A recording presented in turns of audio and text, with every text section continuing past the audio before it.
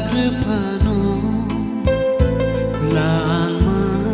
ya fairufano supai manjani laka o subrai paina kha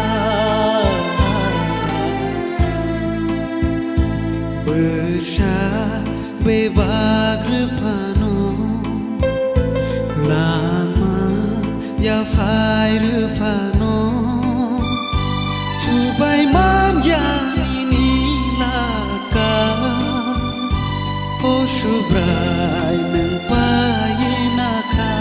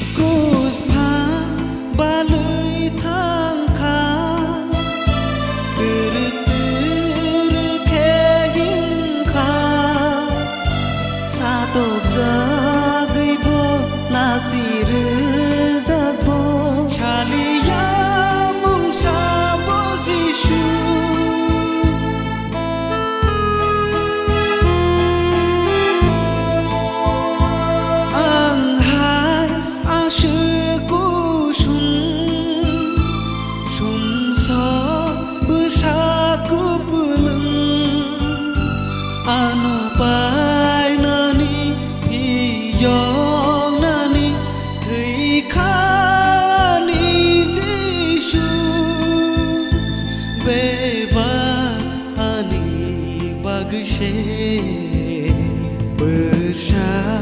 be bagruphano lanma ya fairufano subai manjani laka o subrai paina kha besha be bagruphano lanma ya fairufano subai manjani laka o subrai paina kha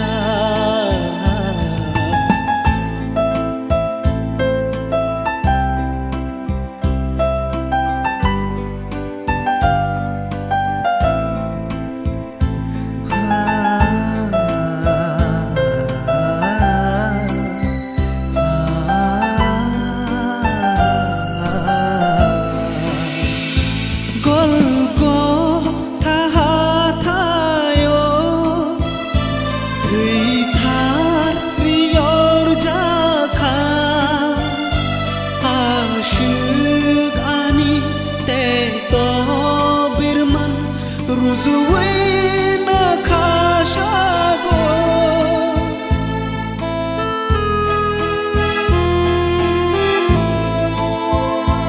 golgo thayo thitha riyor jakha ashik ani te to birman ruzuina khashago beba ani bagshe besha be bagruphano bekha ya fairufano subai manjani laka o subrai paina kha besha be bagruphano lanma ya fairufano subai manjani laka o subrai